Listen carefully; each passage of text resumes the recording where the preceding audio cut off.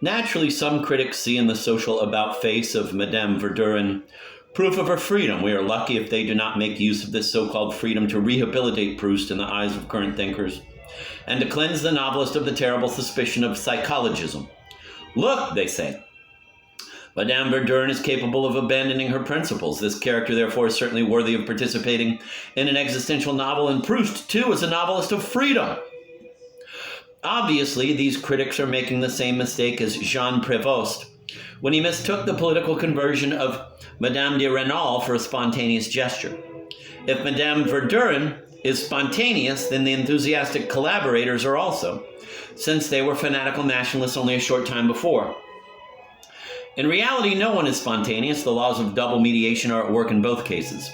The spectacular reprisals against the persecuting divinity always give way to an attempt at fusion when circumstances appear favorable. Thus, the underground man interrupts his plans of vengeance to write a passionate, raving letter to the officer who insulted him. None of these apparent conversions contributes anything new. Here we have no freedom asserting its omnipotence by an authentic break with the past. The convert has not even changed his mediator. We have the illusion of change because we had not recognized a mediation whose only fruits were envy, jealousy, and impotent hatred. The bitterness of these fruits concealed from us the presence of the God. The structural identity of the two chauvinisms is again revealed in the expulsion of Baron de Charlus. The affair is a more violent version of Swann's misadventure. Charlus is drawn to the Verdurins by moral. Swann was attracted by Odette. Swann was the friend of the Duchess of Gramont. Charlus is her brother-in-law, thus the Baron is eminently a bore and subversive. The eliminative function of the salon is exerted against him with particular savagery. The oppositions and contradictions aroused by metaphysical desire are even more obvious and painful than in Swann in Love, for the mediator has come much nearer. War has been declared. The account of the themes which accompany the execution of the sentence is colored by the atmosphere of the time. To the traditional terms describing a bore is added German spy. Microcosmic and macrocosmic aspects of chauvinism are almost indistinguishable, and Madame Verdurin is soon to blend them. She announces to all her visitors that Charlus has been spying continuously on her salon for 2 years.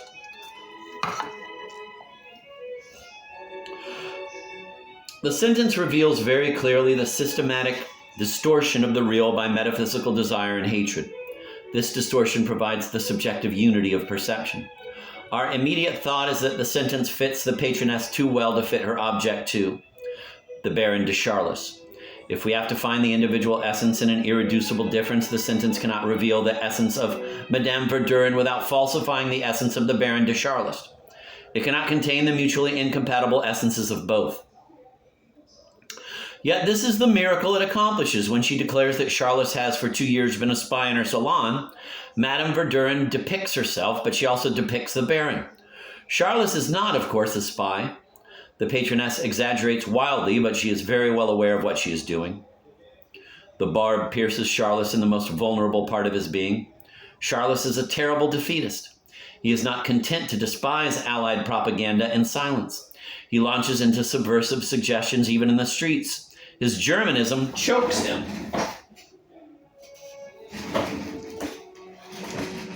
Proust analyzes at length Charlus' defeatism. He gives many explanations, but the most important of them is homosexuality. Charlus feels a hopeless desire for the handsome soldiers swarming all over Paris. These unattainable soldiers are exquisite tormentors for him. They are automatically associated with evil. The war which divides the universe into two enemy camps provides nourishment for the instinctive dualism of the masochist. The Allied cause being that of the wicked persecutors, Germany must of necessity be associated with the persecuted good. Charlus confuses his own cause with that of the enemy nation all the more easily that the Germans inspire in him real physical revulsion. He makes no distinction between their ugliness and his own, their military defeats and his own amorous defeats. Charlus is justifying himself when he justifies a crushed Germany.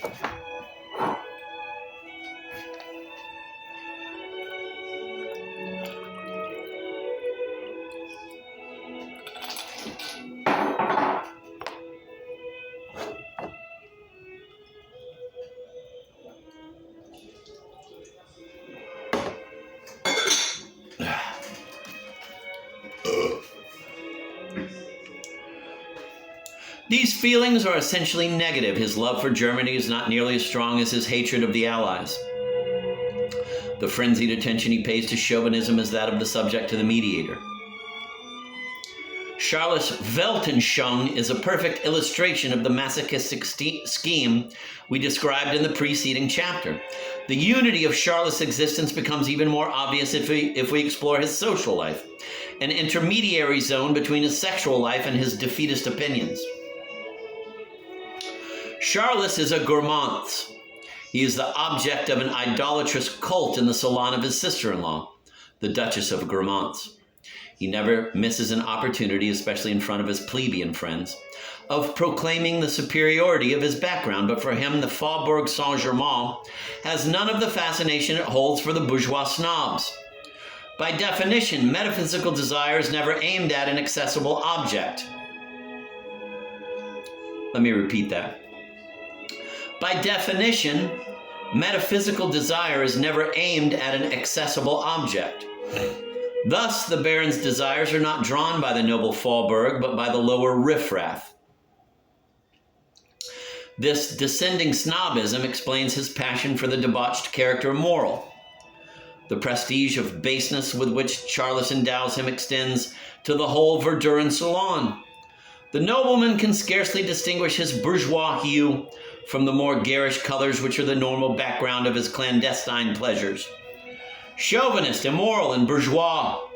The Verdurin salon is a fascinatingly wicked place at the heart of that greater and equally chauvinist, immoral, and bourgeois place, France.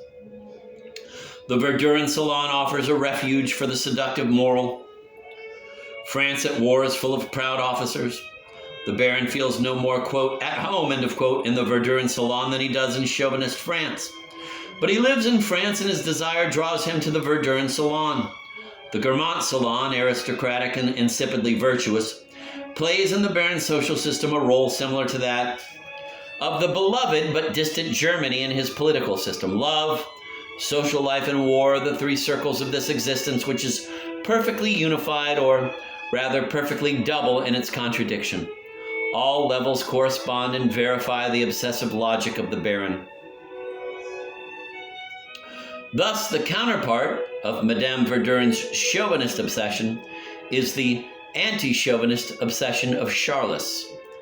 The two obsessions do not isolate the two victims as common sense would expect. They do not close them into two incommensurable worlds. They bring them together in a communion of hatred.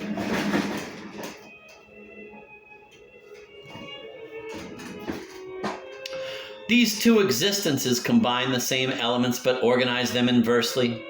Madame Verdurin claims to be loyal to her salon, but her heart is with the Gourmands. Charles claims to be loyal to the Gourmands, but his heart is with the Verdurins. Madame Verdurin praises her, quote, little clan, end of quote, and scorns the, quote, boors, end of quote. Charles praises the Gourmand salon and scorns the, quote, nobodies, end of quote. We need only reverse the signs to pass from one universe to the other. The disagreement of the two characters is a perfect negative agreement.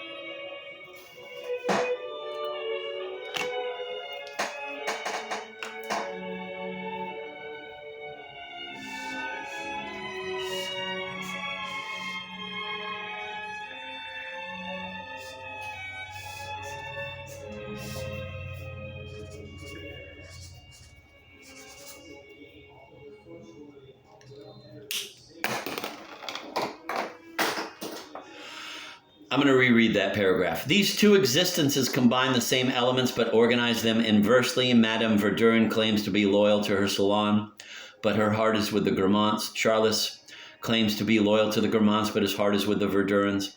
Madame Verdurin praises her little clan and scorns the boors. Charles praises the Gourmand salon and scorns the nobodies. We need only reverse the signs to pass from one universe to the other. The disagreement of the two characters is a perfect negative agreement.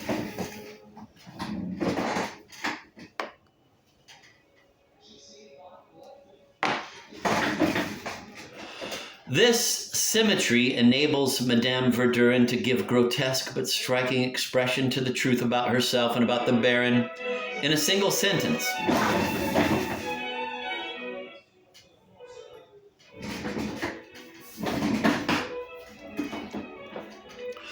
To accuse Charles of being a spy is Madame Verdurin's secret protest against the scorn of the Guermantes. Common sense cannot see what good it would serve the German high command to have, quote, detailed reports of the organization of the little clan, end of quote. Thus, common sense sees through the folly of Madame Verdurin, but the more one fixes his attention on her folly, the greater the risk that it will fail to see the corresponding folly of Charles. It is precisely to the extent that she slips into the irrational that Madame Verdurin resembles the Baron. The madness of one joins the madness of the other in an insane unity, disregarding completely the barriers that common sense would presume to exist between society, life, and the war. Madame Verdurin's chauvinism is aimed at the Guermantes salon, and Charlotte's defeatism is aimed at the Verdurin salon. Each has only to yield to his madness to understand the other with an acute but incomplete knowledge. Acute because passion triumphs over the object fetishism, which paralyzes common sense. Incomplete because passion does not perceive the triangle of desire. It fails to recognize the anguish behind the other's pride and apparent mastery.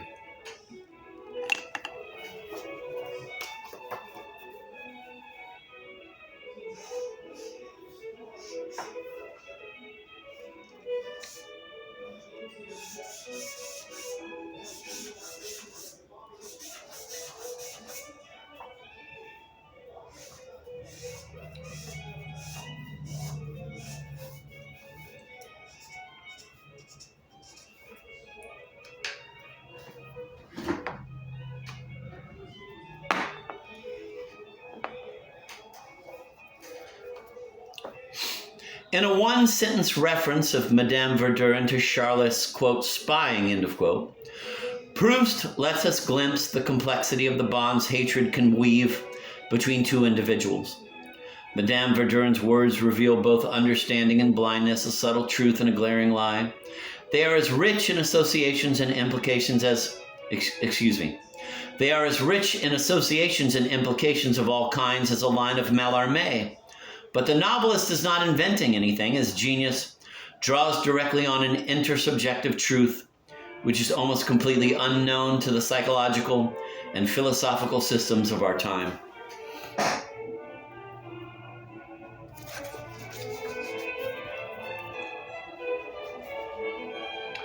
These words indicate that relationships on the level of the salons and of internal mediation are very different from those established, or rather which cannot be established, at the level of external mediation. As we have seen, Cambrai is the kingdom of misunderstanding. Since the autonomy is real, relationships with the outside world must of necessity be superficial. No lasting intrigue can be formed. The brief scenes of Cambrai, like Don Quixote's adventures, are independent of each other. The order in which they succeed each other is almost a matter of indifference, for each adventure constitutes a significant totality whose essence is misunderstanding.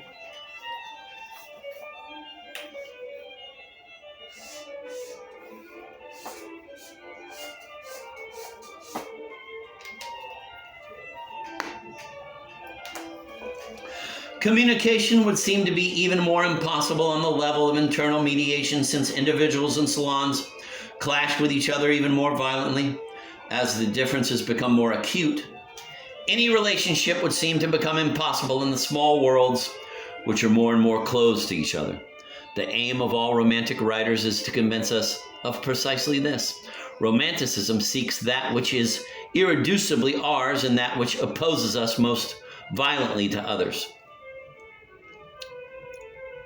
The aim of all romantic writers is to convince us of precisely this. Romanticism seeks that which is irreducibly ours in that which opposes us most violently to others. It distinguishes two parts in an individual, that which is superficial and permits agreement with others, and a more essential part in which agreement is impossible. But this distinction is false, and the novelist proves it. The heightening of ontological sickness does not throw the individual out of gear. Madame Verdurin's chauvinism and Charlotte's anti-chauvinism fit each other perfectly, for one is hollow where the other projects. The differences displayed by the romantic are the teeth of the gears.